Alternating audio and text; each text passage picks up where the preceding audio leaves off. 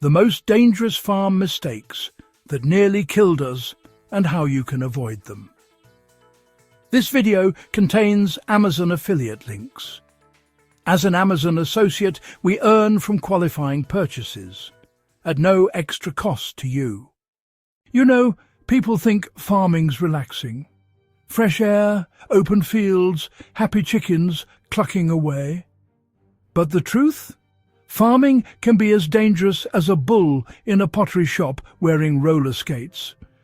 Today, we're diving into the most dangerous farm mistakes that nearly killed us, and how you can avoid joining that rather unpleasant club.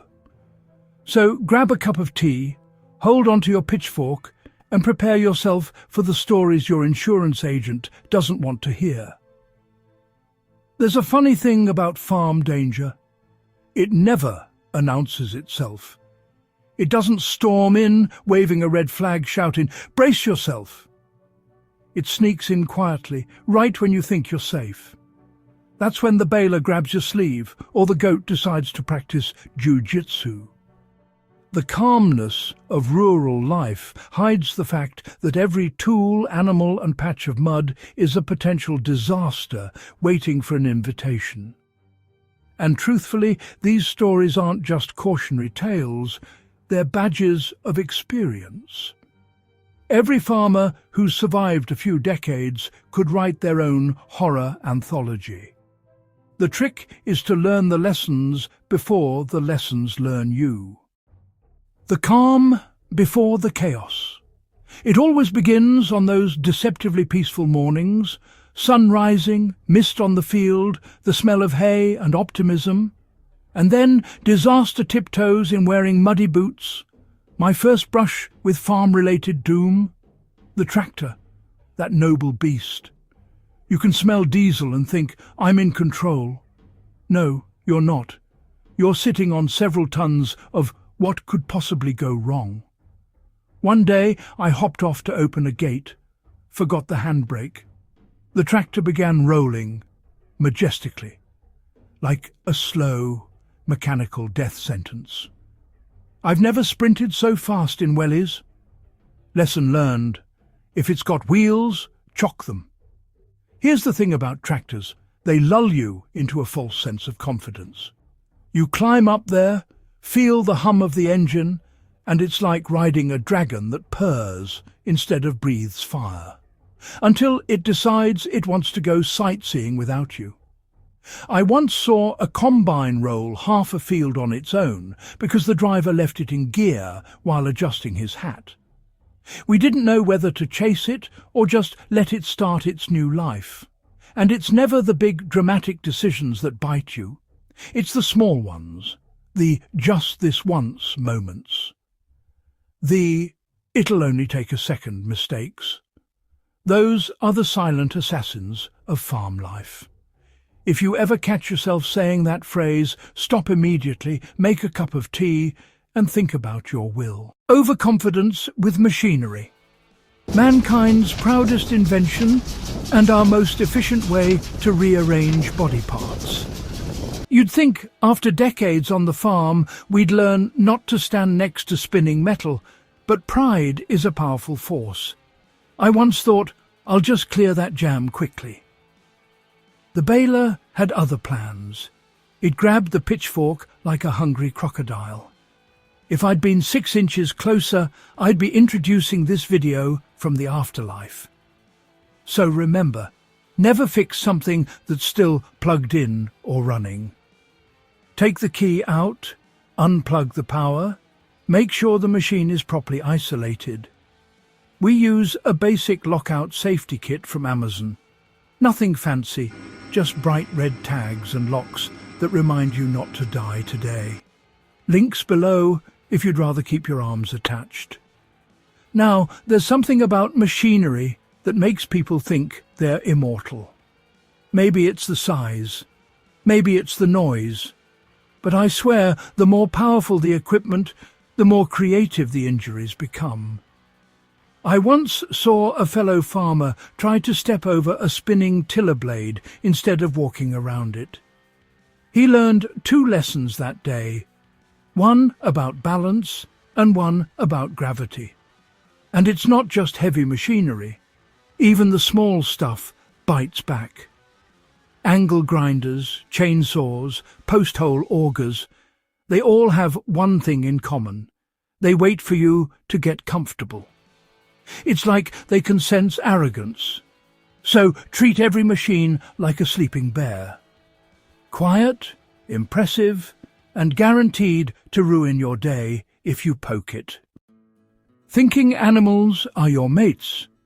Ah yes, animals, the fuzzy little death machines. I once tried to separate two goats fighting over a feed bucket. Rookie mistake. They don't listen to reason.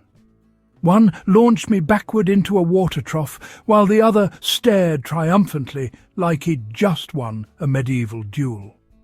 Same goes for cows. Sweet, gentle giants, until calving season. Walk between a new mum and her calf, and you'll learn what 2,000 pounds of rage looks like. Always give livestock space and respect their mood.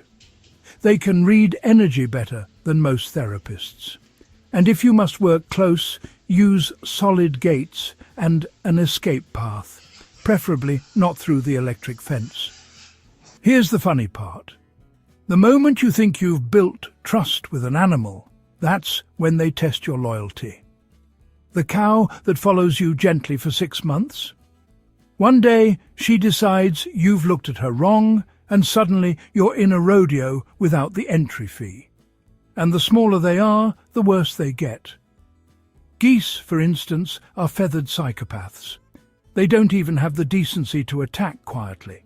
They honk like tiny air raid sirens and chase you in formation. I've seen grown men sprint from a flock of geese while dropping buckets like grenades. Bottom line, livestock aren't pets. They're business partners with questionable attitudes. You wouldn't cuddle your accountant, and you shouldn't try to hug a hormonal turkey. Underestimating weather and terrain. Here's a fun one. Thinking you can beat the storm. I once tried to finish feeding before the rain hit. Instead, the heavens opened, the quad slid sideways down a hill, and I discovered gravity's sense of humour. Mud, speed and panic, quite the combination. Always keep tyres treaded, don't rush, and if you see lightning, get inside. You're not a superhero, you're holding a metal bucket in an open field. Bonus tip, invest in a good pair of insulated rubber boots. Mine came from Amazon, cheap, comfortable, and possibly the only reason I didn't light up like a Christmas tree. Weather is one of those things you think you've mastered. I've lived here my whole life, you say. I can smell the rain coming.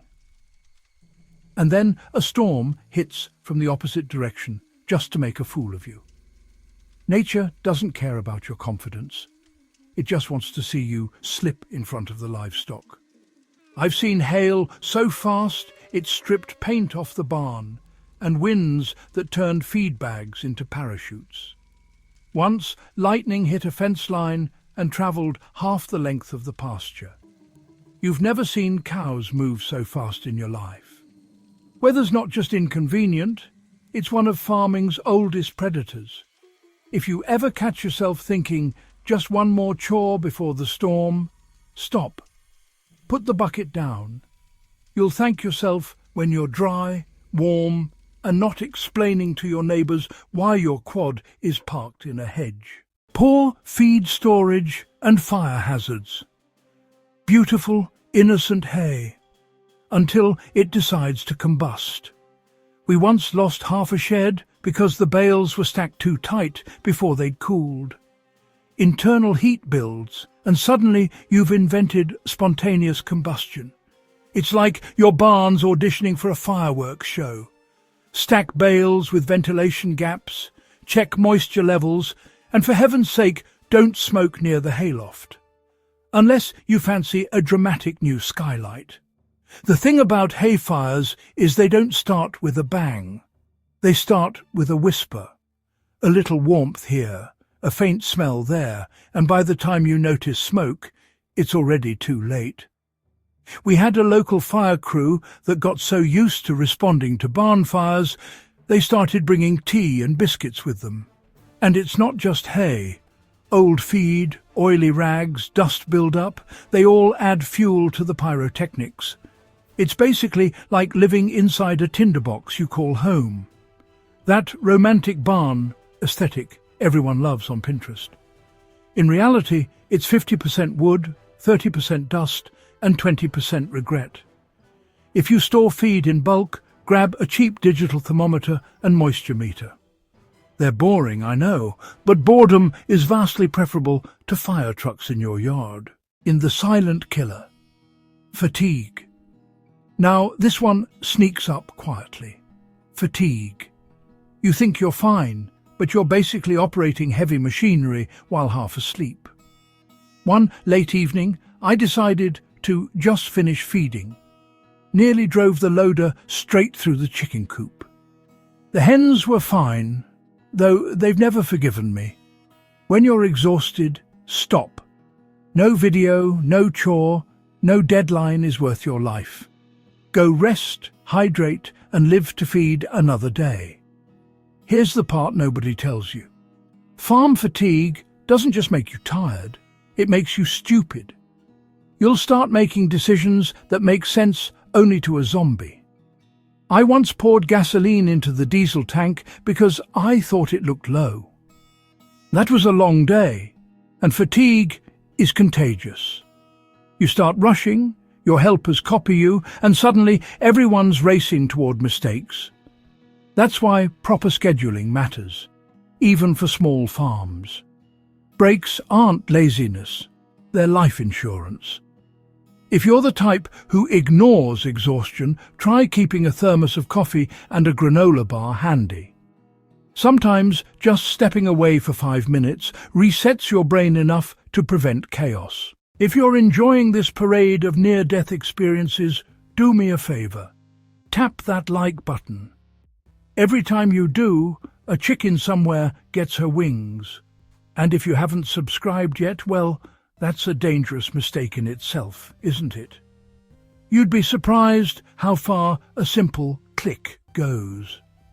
The algorithm gods smile, the hens sing, and I might just afford another pair of rubber boots before next storm season. Skipping safety gear. Because it's just a quick job. The phrase, just a quick job, should be carved on every first aid kit. 1 minute, you're tightening a fence. Next minute, you've introduced your thumb to a hammer. My personal favourite, welding without goggles. Saw stars for 3 days. Thought I'd achieved enlightenment. Keep your gear accessible. Gloves, goggles, ear protection, the basics. I hang a universal farm safety bundle right by the barn door, also linked below. And yes, it saved me from myself more than once. Here's the irony. The safety gear you skip is always the one you need. Every time I think I don't need gloves for this, I end up bleeding by lunch. It's a universal rule. The farm knows when you're cutting corners. And for the record, those goggles you refuse to wear, they make you look smart.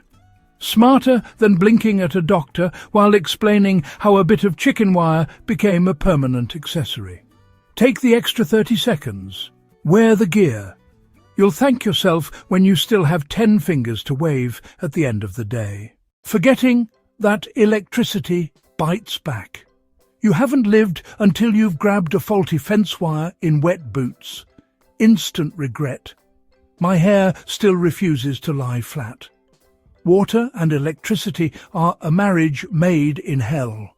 Always cut power before maintenance, label breakers, and use waterproof connectors rated for outdoor use. It's tedious until you forget. You'd think after one shock we'd all learn. But no, we farmers have the memory of goldfish when it comes to I'll just check that wire real quick. I once saw my mate touch an energizer while it was live. He jumped higher than any of his sheep ever managed. Electric fences are brilliant, but they're like a grumpy old dog, fine when respected, bitey when not. Always test them with proper tools, not your hand. It's not a rite of passage. It's a poor life choice. Poor communication on the farm. Most accidents happen when someone assumes someone else knows what they're doing. I once reversed the trailer while my mate was guiding me, or so I thought. He was actually on the phone ordering takeaway. Now we use simple two-way radios. Nothing fancy, just a cheap farm comm set so everyone knows who's where. Keeps things efficient and fewer near misses. Communication isn't just about safety, it's about sanity. Clear instructions save time, tempers, and potentially limbs. Left, right, back, stop works wonders compared to shouting a bit more while waving vaguely. And let's be honest, yelling across the field might look dramatic, but nothing ruins your authority faster than the wind carrying your words off mid-sentence. The truth is, farming's not about avoiding every danger, it's about respecting them. Every tool, animal and weather pattern can hurt you or help you, depending on how seriously you take it. You'll never remove all risk, but you can stack the odds in your favour. That's what experience really means, collecting mistakes, learning and laughing about the ones that didn't kill you. The best farmers aren't fearless. They're cautious, curious and humble. The ones who make it long-term are those who know when to stop, when to ask for help, and when to walk away for the day. There's no medal for stubbornness in farming, just higher medical bills. So, take pride in safety. It's not weakness, it's wisdom earned the hard way. Now, I'm curious. What's the scariest farm mistake you've ever made? Drop it in the comments below. Let's see who survived the dumbest moment. I promise I'll read every single one, mostly to feel better about my own. And if you've learned something here, consider subscribing. I post new lessons every week, each one paid for in bruises, burns, and mild electrocutions. Remember, the most dangerous thing on the farm isn't the bull or the weather or the machinery. It's believing it won't happen to me.